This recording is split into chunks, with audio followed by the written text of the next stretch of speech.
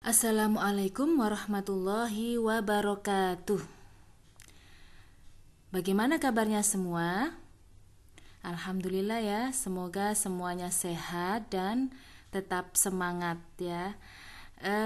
Kita ketemu lagi dalam pembahasan ilmu pendidikan anak usia dini. Nah, ruang lingkup pembahasan sebagai berikut.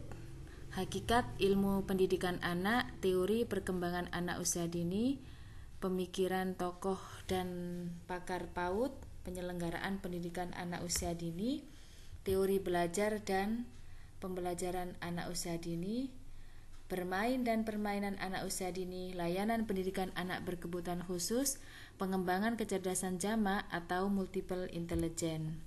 Nanti kita juga akan membahas sekilas tentang kurikulum AUD, model pengembangan kurikulum, metode pembelajaran PAUD, serta media pembelajaran PAUD.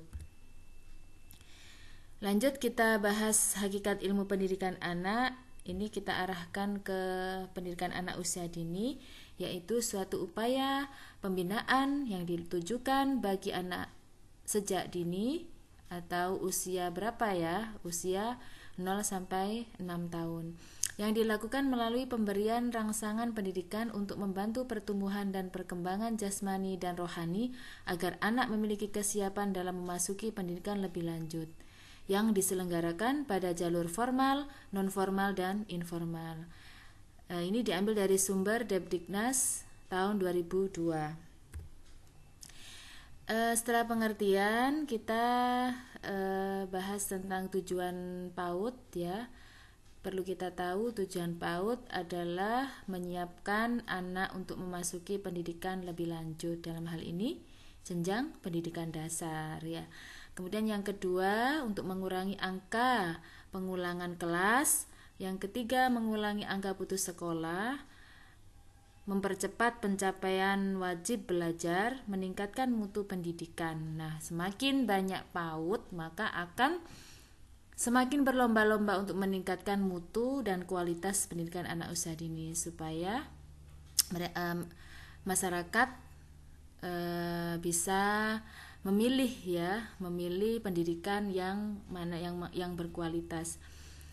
Kemudian tujuan berikutnya mengurangi angka buta huruf, memperbaiki derajat kesehatan dan gizi anak usia dini, serta meningkatkan indeks pembangunan manusia. Berikutnya, fungsi pendidikan anak usia dini ada 5 ya. Fungsi adaptasi berperan dalam membantu anak melakukan penyesuaian diri dengan lingkungan dirinya sendiri maupun lingkungan di luar dirinya. Berikutnya, fungsi sosialisasi ini berperan dalam membantu anak agar memiliki keterampilan-keterampilan sosial. Kalau di dalam PAUD ya, anak-anak akan dapat kesempatan interaksi, terus berteman dengan anak lain, mengenal lingkungan selain lingkungan rumah ya, lingkungan sekolah. Nah, kemudian fungsi pengembangan berkaitan dengan pengembangan berbagai potensi yang dimiliki anak. Kalau dalam kurikulum PAUD ini kita harus mengembangkan 6 aspek pengembangan. Apa saja itu? Ya, nilai agama moral, bahasa, kognitif, fisik motorik, sosial emosional, dan seni. Berikutnya fungsi bermain berkaitan dengan pemberian kesempatan pada anak untuk bermain ya. Ingat, anak usia dini adalah dunianya dunia bermain ya. Dengan adanya PAUD, anak-anak lebih banyak bermain, kemudian diharapkan anak memiliki fasilitas ya. Di sekolah kan ada disediakan playground ya, kemudian APE dalam untuk kegiatan bermain lebih menyenangkan. Kemudian fungsi ekonomi. Nah, pendidikan yang terencana pada anak merupakan investasi jangka panjang. Berikutnya yuk kita kenalan dengan ciri-ciri anak usia dini. Kalau kita tahu karakteristik anak usia dini, kita bisa masuk ke dunia mereka, bisa bagaimana melakukan pendekatan pembelajaran kepada mereka kalau kita kenal karakternya ya. Karakternya sebetulnya ada 14, ini kita singkat supaya lebih mudah untuk ingat. Yang pertama, ini cirinya adalah unik. Setiap anak yang satu dan yang lain itu berbeda. Kemudian egosentris, aktif dan energik, memiliki rasa ingin tahu yang tinggi, suka penasaran ya, eksploratif, daya perhatian yang pendek, dan mudah frustasi atau mudah bosan.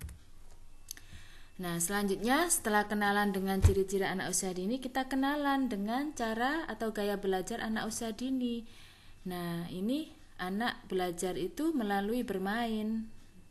Nah, cirinya anak belajar melalui bermain karena bermain adalah dunianya. Selanjutnya anak bermain dengan cara membangun pengetahuannya. Dia belajar dari pengalamannya. Dia tahu kalau lilin itu panas setelah dia mencoba menyentuhnya. Nah, berarti dia menyimpulkan bahwa lilin atau api itu panas ya.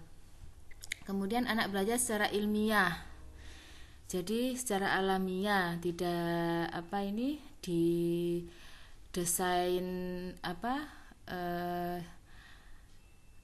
memang perlu didesain secara secara terencana. Namun anak ini juga butuh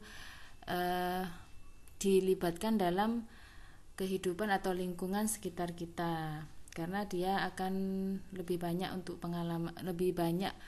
pengalamannya. Kemudian anak belajar paling baik jika apa yang dipelajarinya mempertimbangkan keseluruhan aspek pengembangan. Ada 6 aspek pengembangan ya. Jadi satu kegiatan bisa mengembangkan 6 aspek pengembangan. Contohnya seperti apa? Nah, misalnya anak belajar berkebun. Nah, itu ada pengembangan motoriknya, bagaimana dia melubangi tanah. Nah, kemudian bagaimana dia masukkan biji, itu aspek kognitifnya. Terus bagaimana dia menyebutkan nama biji tersebut, itu aspek bahasanya. Terus bagaimana dia mensyukuri bahwa Allah sudah memberikan atau menciptakan tanaman. Nah, itu aspek nilai agama moralnya. Aspek seninya, nah nanti biji-bijiannya bisa dipakai untuk kegiatan aktivitas seni. Nah, seperti itu.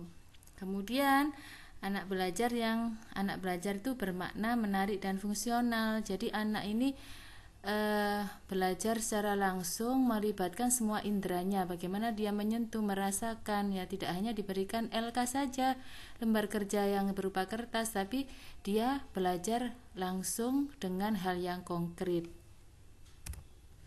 Baik, terima kasih. Sampai jumpa dalam pertemuan selanjutnya. Semoga bermanfaat.